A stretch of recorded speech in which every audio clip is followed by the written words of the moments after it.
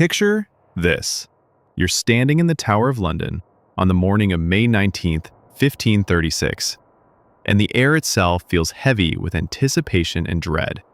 The scaffold has been erected overnight, its fresh timber gleaming pale in the early morning light. Crowds have gathered from across London, pressing against the barriers, their faces a mixture of curiosity and horror. They've come to witness something unprecedented in English history, the execution of a queen. But this isn't just any execution. What you're about to witness will shatter everything you thought you knew about Anne Boleyn's final moments. The truth behind her death is so much darker, so much more calculated and cruel than the sanitized version taught in history books. The woman who once held the most powerful man in England completely captivated, who changed the course of a nation's religion, who gave birth to the future Elizabeth I, is about to face an end that will reveal the true nature of Henry VIII's twisted psychology. Before diving into these forgotten details of one of history's most shocking executions, if you enjoy uncovering the hidden truths behind famous historical events, consider hitting that like button and subscribing for more content like this. Please comment below to let me know where you're listening from. I find it incredible that we're exploring these dark chapters of history together, from different parts of the world, connected across time and space by our shared fascination with the past. What you're about to discover isn't just another retelling of Anne Boleyn's execution. This is the story of how a king's obsession turned into murderous rage, how political necessity became personal vengeance, and how the most powerful woman in England was systematically destroyed by the very man who had once moved heaven and earth to possess her. The details that emerge from contemporary accounts, witness testimonies, and court records paint a picture so disturbing that many historians have chosen to gloss over the most horrifying aspects. Anne Boleyn's journey to the scaffold began long before that fateful morning in May. To understand the true horror of her execution, we must first understand how completely Henry had transformed from passionate lover to cold-blooded executioner. This wasn't a sudden decision made in anger. It was a carefully orchestrated campaign of psychological torture that began months before the axe fell. The woman who stepped onto the scaffold that morning had already endured weeks of imprisonment in the very same tower where she had once stayed in luxury before her coronation. But her quarters this time were vastly different. Gone were the tapestries, the fine furnishings, the army of servants attending to her every need. Instead, Anne found herself confined in the same rooms that had housed other condemned prisoners, with only a handful of loyal attendants permitted to remain with her. The psychological warfare began immediately. Upon her arrest, Henry made sure Anne understood that her daughter Elizabeth, barely 2 years old, had been declared illegitimate by Parliament. The child who had been born a princess was now officially a bastard in the eyes of the law. For a woman who had fought so hard to secure her place in the succession, who had endured years of public hatred because of her determination to give Henry a legitimate heir, this must have been devastating beyond words. But Henry's cruelty didn't stop there. He made certain that Anne was kept informed of every detail of her approaching trial, every charge being prepared against her, every piece of so-called evidence being manufactured by Thomas Cromwell's efficient machine of destruction. She knew that men who had served her household faithfully were being tortured to extract confessions. She knew that her own brother George was being held in the same tower, facing the same monstrous accusations. The charges themselves reveal the depths of Henry's vindictive imagination. Anne was accused of adultery with multiple men, including her own brother, a charge so shocking that even hardened courtiers whispered about its impossibility. She was accused of plotting the king's death, of using witchcraft to ensnare him, of mocking his person and his abilities as a lover. Each accusation was more outrageous than the last, but that was precisely the point. Henry wanted Anne not just dead, but completely destroyed. Her reputation, her dignity, her very memory obliterated. The trial itself was a foregone conclusion, but even contemporary observers were shocked by the flimsiness of the evidence presented. Witnesses testified to conversations they claimed to have overheard, but their accounts contradicted each other on basic facts like dates and locations. Anne's supposed lovers were said to have committed adultery with her at times, when court records clearly showed she was elsewhere, sometimes in different parts of the country entirely. Yet Anne faced these accusations with a dignity that impressed even her enemies. She denied every charge with eloquence and precision, pointing out the logical impossibilities in the prosecution's case, demanding to know why men who had supposedly been her lovers for years had only now been discovered. Her performance in the courtroom was so compelling that some observers began to doubt the charges, but doubt was a luxury Henry could not permit. The verdict was delivered with ceremonial gravity, but everyone in that courtroom knew it had been decided long before the trial began. Anne Boleyn, Queen of England, was sentenced to death by burning or beheading, at the king's pleasure. The inclusion of burning, the traditional punishment for treason by women, was Henry's final twist of the knife. He wanted Anne to understand that he retained the power to make her death as agonizing as possible.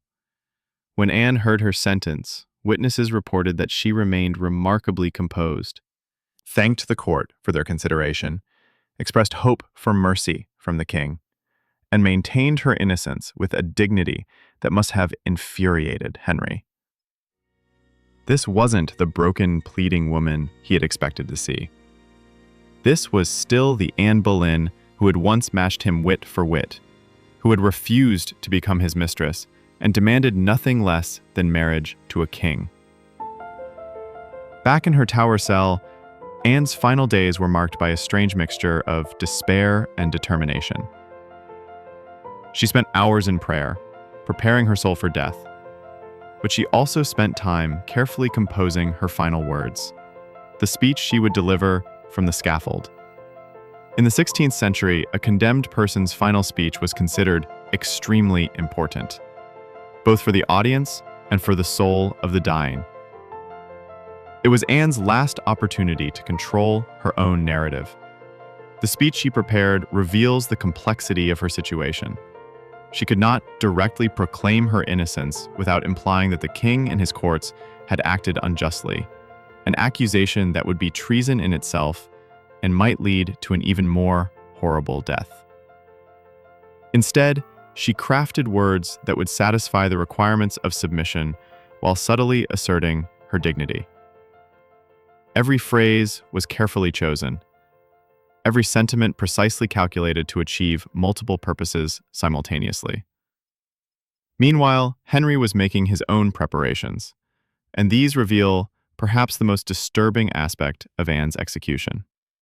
Rather than simply ordering her beheaded by the Tower's executioner, a man experienced in such grim work, Henry made the unprecedented decision to import a specialist from France. He commissioned the services of an expert swordsman from Calais, a man renowned for his ability to sever a head with a single, clean stroke of a sword, rather than the traditional axe. On the surface, this might seem like an act of mercy, a desire to ensure Anne's death would be as quick and painless as possible. But contemporary evidence suggests Henry's motivations were far more complex and sinister.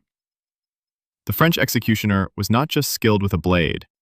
He was known for his ability to create a spectacular death, a performance that would be remembered and discussed for generations.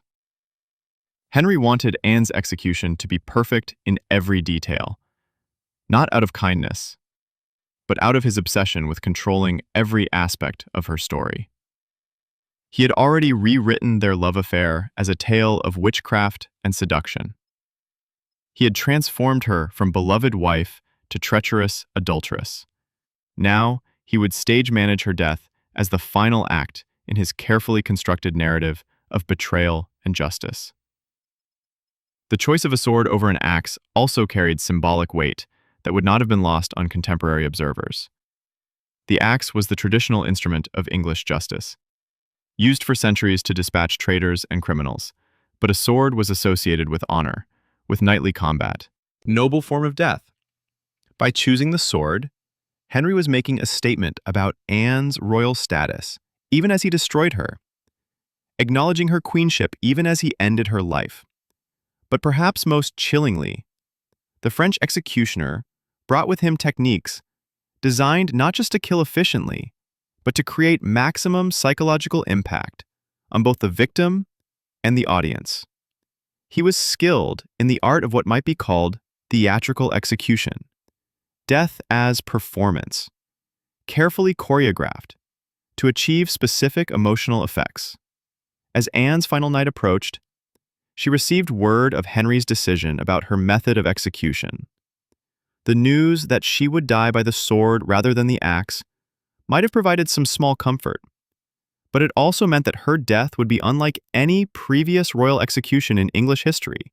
She would be entering uncharted territory, facing an end that no English queen had ever endured. The preparations for the execution itself were elaborate and disturbing in their attention to detail.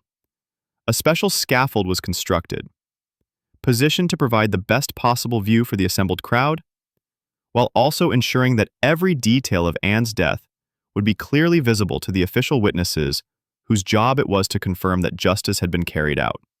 The scaffold was covered with straw to absorb the blood, but also arranged with an almost artistic sensibility that suggests Henry's continued obsession with controlling the visual narrative of Anne's destruction. The night before her execution, Anne requested the presence of Archbishop Cranmer, the man who had married her to Henry in the secret ceremony that started this entire catastrophe. Their final conversation remains one of history's great mysteries, but contemporary accounts suggest that Cranmer emerged from the meeting deeply shaken. Whatever Anne told him, whatever final confessions or revelations she shared, they were secrets that Cranmer took to his own grave. Anne's final evening was spent in prayer and preparation, but also in one last act of defiance that reveals the steel beneath her queenly composure. She carefully arranged her appearance for the execution, choosing her clothes with the same attention to detail she had once applied to court ceremonies. This wasn't vanity, it was strategy. Anne understood that her death would be witnessed by hundreds of people, that accounts of her final moments would spread across Europe, that her appearance and behavior on the scaffold would shape how history remembered her. She chose to wear a dark gray damask gown over a red kirtle, the red perhaps symbolizing both her royal blood and the blood that would soon be spilled. Her choice of a simple white linen coif to cover her hair was both practical and symbolic, representing the purity she maintained despite all accusations against her. Every detail of her appearance was calculated to send a message about her innocence and dignity. As dawn broke, on May 19th, the machinery of execution began its final preparations. The French swordsman made his own ritualistic preparations, testing the balance of his blade, ensuring that everything was perfectly arranged for the performance to come. The scaffold was inspected one final time, the officials took their positions, and the crowd began to gather in the early morning light. But before Anne would face her executioner, before she would deliver the speech she had so carefully prepared, before the sword would fall and end her life, there were still several hours of psychological torture ahead, hours that would reveal the true depth of Henry's cruelty and Anne's remarkable courage in the face of deliberate humiliation. What happened during those final hours, the games that Henry played with Anne's mind even as she prepared to die, would prove that her execution was not simply about removing an inconvenient wife. It was about utterly destroying a woman who had dared to challenge a king, who had demanded equality in a world that offered women only submission, who had transformed herself from a minor nobleman's daughter into the most powerful woman in England. The psychological torture that Anne endured in her final hours was as calculated and cruel as everything else Henry had done to her. But it would also provide the stage for Anne to demonstrate a courage and dignity that would echo through history long after Henry's reign ended in paranoia and decay. The morning of her execution began with a calculated act of psychological cruelty that reveals the depths of Henry's sadistic nature. At dawn, Anne was informed that her execution had been postponed. No reason was given, no new time announced. She was simply told to wait to remain in that liminal space between life and death while Henry played his final game of power. This delay wasn't due to any logistical problem or last-minute legal procedure. Contemporary records show that everything had been prepared the night before. The scaffold was ready, the French executioner was waiting, the official witnesses were assembled. The postponement was pure theater, designed to torment Anne with hope and uncertainty during what should have been her final hours. For a woman who had spent weeks preparing herself mentally and spiritually for death at a specific time, this delay was perhaps the cruelest torture Henry could devise. Anne had steeled herself for death at dawn. She had made her peace with God, arranged her final words, and summoned the courage necessary to face the sword with dignity. Now she was forced to maintain that emotional and spiritual preparation indefinitely, never knowing when the summons would finally come. The postponement also served another purpose in Henry's twisted psychology. He wanted to demonstrate, one final time, his absolute power over Anne's life and death. She would die when he decided, how he decided, under circumstances entirely of his choosing. Even in her final hours, she remained completely subject to his will. Anne's response to this delay reveals the extraordinary strength of character that had first attracted Henry and ultimately led to her destruction. Rather than breaking down or pleading for mercy, she used the additional time to further prepare herself. Witnesses reported that she spent the morning hours in intense prayer, but also in practical preparations that showed her determination to control what little she could of her own narrative. She requested paper and ink to write final letters to her daughter Elizabeth, though these letters have never been found and may have been destroyed before they could be delivered. She also spent time with her ladies-in-waiting, giving them final instructions and tokens of remembrance.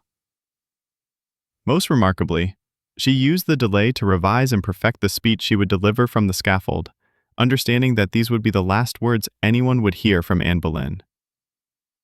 Around midday, the summons finally came. Anne was informed that her execution would proceed immediately. The timing was deliberate. Henry wanted her to face death at the height of the day, when the sun was at its strongest and the crowd at its largest. There would be no mercy of darkness or privacy for this death. Anne Boleyn would die in full view of the world, her final moments exposed to the scrutiny of hundreds of witnesses. As Anne prepared to leave her cell for the final time, she performed one last act that demonstrates her understanding of the political theater surrounding her death. She removed all her jewelry except for a simple gold chain around her neck. This wasn't just practical preparation for execution, it was a statement. The woman who had once been adorned with the finest jewels in England, who had worn St. Edward's crown at her coronation, would die simply, without the trappings of worldly power. The walk from her cell to the scaffold was deliberately extended to maximize the psychological impact on both Anne and the watching crowd. Rather than taking the most direct route, the guards led her through a circuitous path that allowed hundreds of spectators to see the condemned queen in her final moments. Every step of this journey was calculated to humiliate and break her spirit. But if Henry expected to see a broken, pleading woman, he was disappointed. Contemporary accounts describe Anne walking to her death with remarkable composure, her head held high, her pace steady and dignified. She had transformed herself one final time, not into the seductive woman who had captivated a king, not into the political schemer her enemies portrayed, but into something approaching a martyr. The crowd that had gathered to witness her execution was unlike any that had assembled for a previous royal death. Estimates suggest that over 1,000 people packed into the Tower Green and surrounding areas, with many more climbing onto rooftops and walls to catch a glimpse of proceedings. The atmosphere was electric with anticipation and horror. Many had come expecting to see justice served, but others were already beginning to doubt the charges against Anne. As Anne approached the scaffold, she could see the French executioner waiting for her. He was a figure of almost supernatural dread. Dressed entirely in black, his face partially concealed, his sword glinting in the afternoon sun. This man had traveled hundreds of miles for the sole purpose of ending her life, and his very presence on English soil was a testament to Henry's determination that her death be perfect in every detail. The scaffold itself was both stage and altar, carefully positioned to provide maximum visibility, while also creating the proper ceremonial atmosphere for what Henry intended to be the final act in Anne's destruction. Fresh straw had been scattered across the platform to absorb the blood that would soon flow, but the arrangement was almost artistic in its precision. Even Anne's death would be aesthetically pleasing.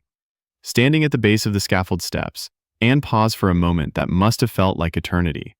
This was her last chance to survey the world she was about to leave, to see the faces in the crowd that had come to witness her end.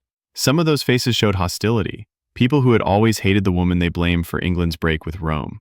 But others showed sympathy, even admiration, for the queen who was facing death with such remarkable courage. The officials who would oversee her execution were men she had known during her time as queen. They had bowed to her in court ceremonies, had sought her favor and influence, had treated her with the deference due to royal majesty. Now they stood as witnesses to her destruction, their faces carefully neutral as they prepared to watch Henry's justice take its course. As Anne began to climb the scaffold steps, each footfall resonated through the assembled crowd like a drumbeat marking time toward her death. The wooden steps creaked under her weight, a sound that seemed unnaturally loud in the tense silence that had fallen over the spectators. This was the moment everyone had been waiting for. The final ascent of the woman who had once been the most powerful in England. At the top of the scaffold, Anne turned to face the crowd, and what happened next would be remembered and debated for centuries. The speech she delivered was a masterpiece of political necessity and personal dignity, carefully crafted to satisfy the legal requirements of submission while preserving her honor for history. But the words she spoke were only part of the performance. Her demeanor, her voice, her very presence communicated messages that transcended the specific phrases she had chosen. She began by acknowledging the justice of her sentence, as was required of all condemned persons. But her tone suggested something far more complex than simple acceptance. Contemporary witnesses noted that she spoke with clarity and strength, her voice carrying clearly across the crowd despite the emotional weight of the moment. This wasn't a broken woman begging for mercy. This was Anne Boleyn maintaining her dignity even as she prepared to die. Her words about Henry were particularly carefully chosen, expressing proper wifely submission while avoiding any direct endorsement of the charges against her. She praised him as a gentle and merciful prince, language that satisfied the legal requirements while subtly emphasizing the contradiction between mercy and execution. Every phrase was calculated to walk the impossible line between treason and truth. But it was what Anne didn't say that proved most powerful. She never admitted guilt, never confessed to adultery or treason, never acknowledged that the charges against her were true. Instead, she spoke of accepting God's will and preparing her soul for judgment, leaving her actual innocence or guilt for others to decide. This strategic ambiguity would fuel centuries of debate about her true story. As she concluded her speech, Anne removed the white coif that covered her hair, revealing the dark locks that had once been one of her most celebrated features. This moment of unveiling was deeply symbolic. She was exposing herself completely to death, holding nothing back, facing her end with absolute honesty. The crowd watched in fascination and horror as she knelt on the straw-covered scaffold, positioning herself for the executioner's blade. The French swordsman approached with ceremonial precision, his movements deliberate and practiced. Unlike the brutal efficiency of an axe execution, this death would unfold with an almost ritualistic elegance that somehow made it more horrible, rather than less. Anne kept her eyes open, refusing to flinch or look away as death approached. Her courage in these final moments impressed even her enemies and would become part of her enduring legend. What happened next would haunt witnesses for the rest of their lives and create mysteries that historians still debate today. The execution that Henry had planned as the perfect ending to Anne's story would instead become something far more complex and disturbing, raising questions about justice, power, and the true nature of the man who had once claimed to love her above all else. The moment of Anne's death was orchestrated with a precision that bordered on the grotesque. The French executioner had positioned himself behind Anne as she knelt, a departure from the traditional English method, where the condemned would place their head on a block facing their executioner. This positioning meant that Anne could not see the blade approaching, could not brace herself for the moment of impact. It was presented as mercy, but witnesses would later describe it as something far more sinister. As Anne knelt in prayer, her lips moving silently in final supplication, the executioner made a gesture that revealed the theatrical nature of this entire proceeding. He called out to someone in the crowd, asking them to bring him his sword. This was pure theater. The blade was already in his hands, concealed behind his back. The request was designed to distract Anne, to make her turn her head slightly, creating the perfect angle for what would come next. The deception worked exactly as planned.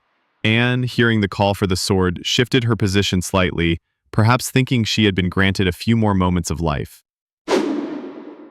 In that instant of distraction, the blade swept through the air in a silver arc that caught the afternoon sunlight. The cut was so clean, so perfectly executed, that for a heartbeat, nothing seemed to have happened at all. Then, Anne Boleyn's head fell forward onto the straw, and the woman who had changed the course of English history was gone. But what happened immediately after the execution reveals depths of Henry's depravity that most historians have chosen to ignore. The king had given specific instructions about the handling of Anne's body, orders that demonstrated his desire to humiliate her even in death. Her head and body were not immediately reunited. Instead, they were left on the scaffold for nearly an hour, while officials debated the proper procedure for dealing with the corpse of a queen who had been executed as a traitor.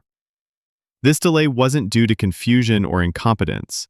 Contemporary records show that detailed plans had been made for every aspect of the execution, except, deliberately, the aftermath. Henry wanted Anne's body to remain divided and exposed, a final degradation that would reinforce the justice of her punishment in the minds of witnesses. When Anne's ladies-in-waiting finally received permission to approach the scaffold, they found a scene that would traumatize them for the rest of their lives. Anne's head lay several feet from her body, her eyes still open, her lips slightly parted, as if she had been about to speak.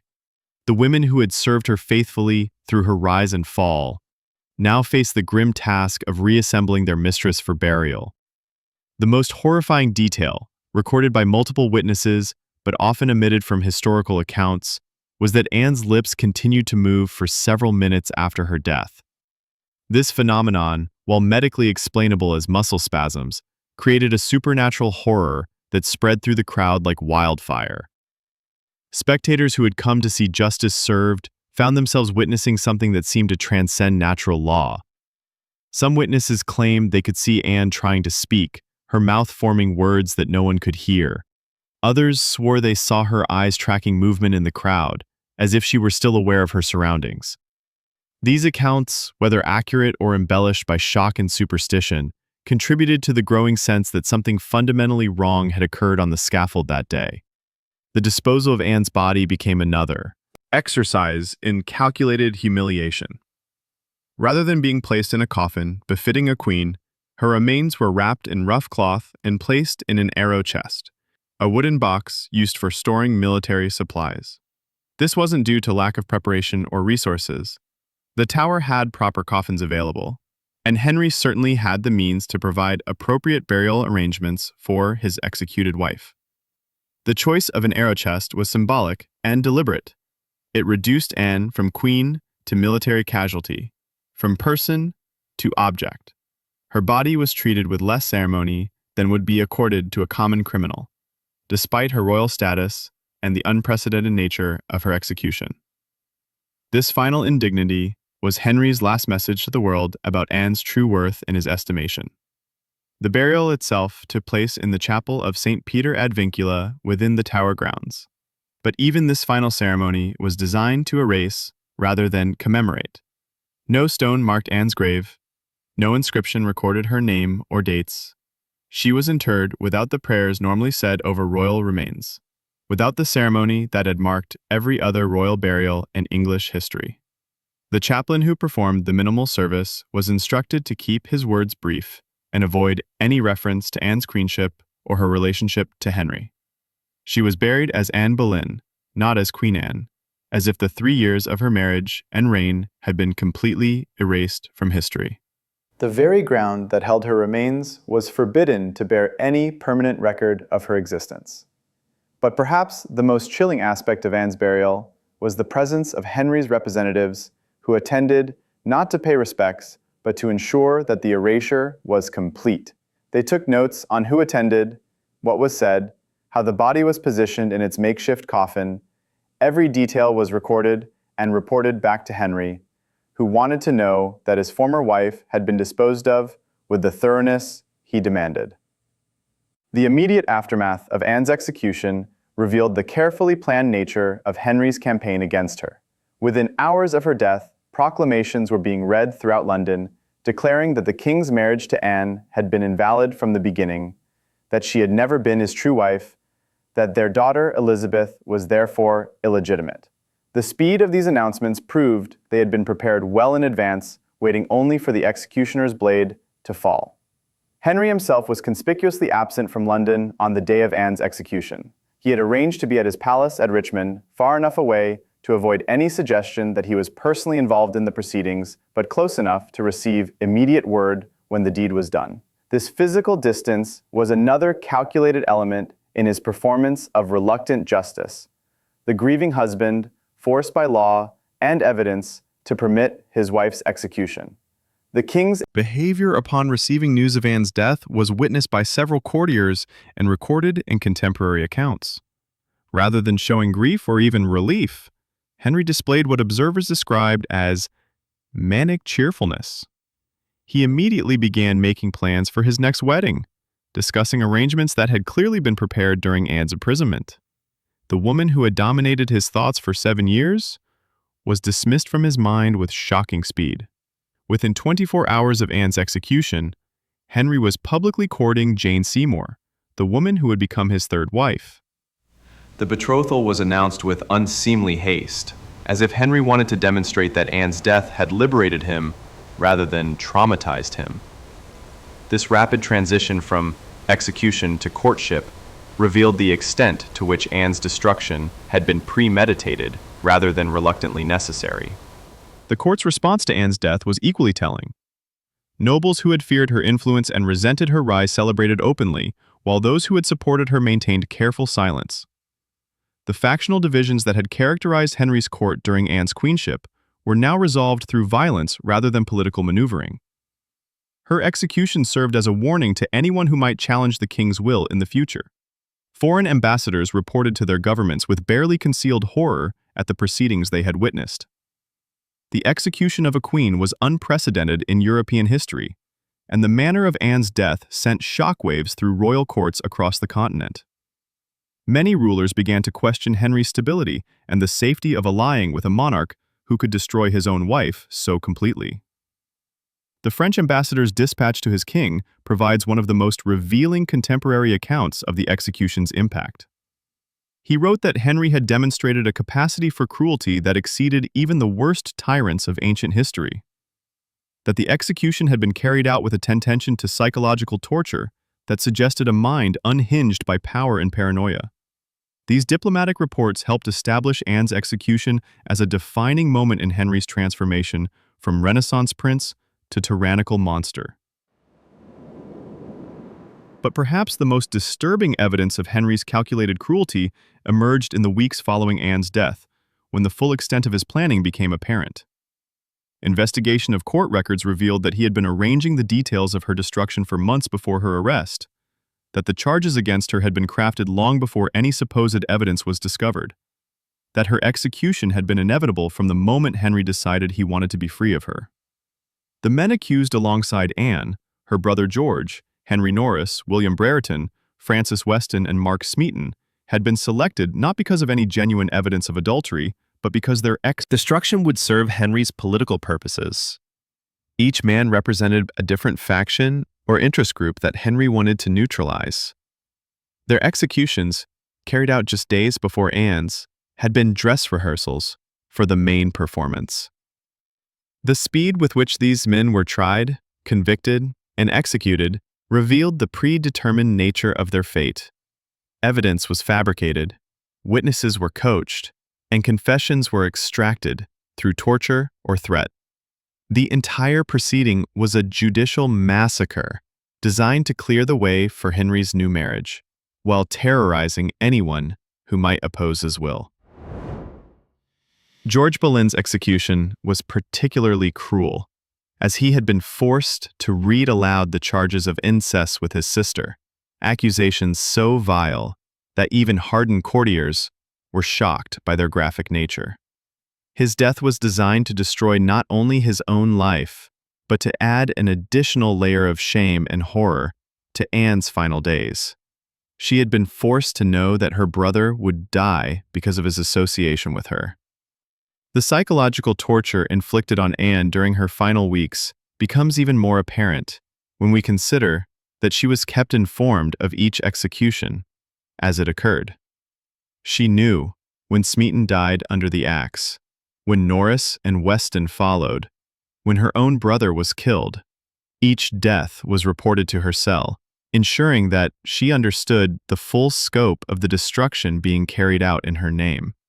This systematic elimination of everyone associated with Anne's household served multiple purposes for Henry. It removed potential witnesses who might contradict his version of events. It demonstrated the thoroughness of his justice, and it isolated Anne completely before her own death. By the time she walked to the scaffold, everyone who might have defended her character or contradicted the charges against her was already dead.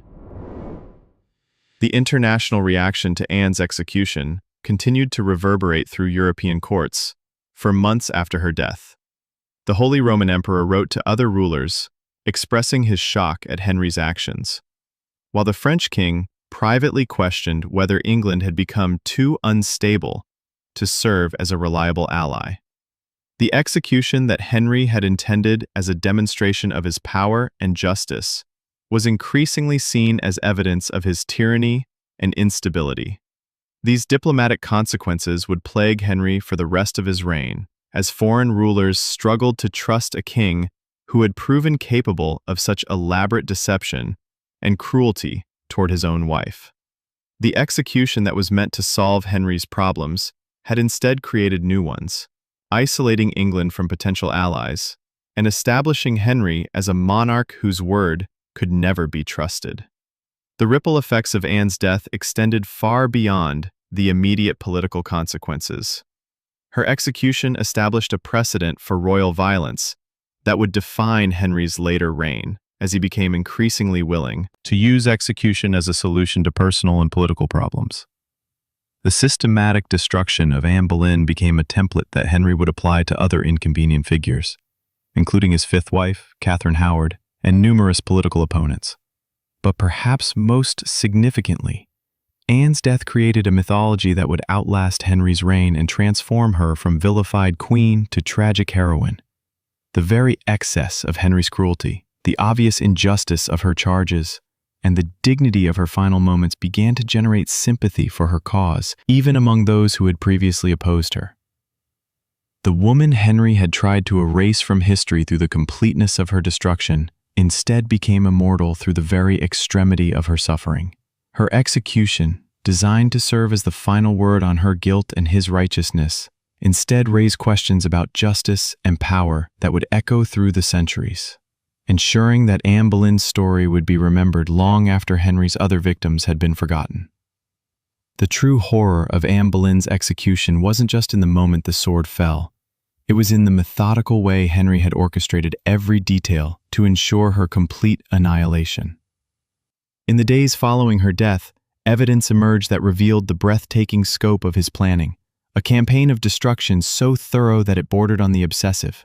Henry had commissioned artists to paint over Anne's portrait in official royal paintings, literally erasing her image from the visual record of his reign. The famous Whitehall mural, which had depicted Henry and Anne together in royal majesty, was altered to show Jane Seymour instead, as if Anne had never existed at all. This wasn't just political expedience. It was the work of a man determined to rewrite reality itself. The king's servants were ordered to remove every trace of Anne from the royal palaces. Her initials, which had been carved into stone and wood throughout their residences, were chiseled away and replaced. The intertwined H and A that had once symbolized their love were systematically destroyed, each removal requiring hours of painstaking work. Henry didn't simply want Anne gone. He wanted it to be as if she had never been there at all. But the most disturbing evidence of Henry's psychological state came from his treatment of their daughter, Elizabeth. The child who had been born a princess, who had been the living symbol of Henry and Anne's union, was now declared illegitimate and effectively orphaned. Henry's cruelty toward Anne extended to punishing an innocent 2-year-old for the crime of being her mother's daughter. Elizabeth was stripped of her royal title, her household was disbanded, and she was sent away from court to live in relative obscurity. The little girl who had once been heir to the throne of England was now officially a bastard with no claim to succession. Henry's vindictiveness toward Anne was so complete that he was willing to destroy his own child to ensure that nothing of Anne's legacy survived. The inventory of Anne's possessions, conducted immediately after her execution, reveals another layer of Henry's calculated cruelty. Every item in her apartments was catalogued and either destroyed or given away, as if contaminated by her presence. Books with her handwriting in the margins were burned. Jewelry she had worn was melted down and reformed into new pieces. Even her clothes were distributed among other courtiers, ensuring that no physical reminder of Anne Boleyn would remain in the royal household. This systematic erasure extended to official records as well. Clerks were ordered to review years of court documents and remove or alter any reference to Anne as queen. Marriage records were destroyed, ceremonial accounts were rewritten, and diplomatic correspondence was edited to eliminate evidence of her reign. Henry was attempting something unprecedented, the complete deletion of a person from historical memory. Yet for all his efforts at erasure, Henry couldn't control the stories that began to spread among the common people. Witnesses to Anne's execution carried their memories into London's taverns and marketplaces, where her dignity in death began to transform public perception of her life. The woman who had been reviled as a witch and adulteress was increasingly remembered as a martyr who had faced death with extraordinary courage. These underground narratives of Anne's innocence and Henry's cruelty began to take on a life of their own. Ballads were composed celebrating her beauty and lamenting her fate. Stories circulated about supernatural signs that had appeared at her execution, claims that the sun had dimmed when she died, that birds had fallen silent, that the very air had grown cold. Whether true or not, these tales revealed a growing belief that a great injustice had been committed. The speed with which Henry moved to marry Jane Seymour also worked against his attempts to justify Anne's execution.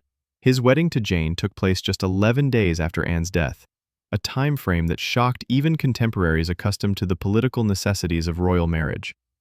The unseemly haste suggested that Anne's destruction had been motivated by lust rather than justice, undermining the carefully constructed case against her. Foreign observers were particularly appalled by the rapid succession from execution to wedding. The Spanish ambassador wrote that Henry's behavior demonstrated a coldness and calculation that exceeded anything seen in European courts for generations.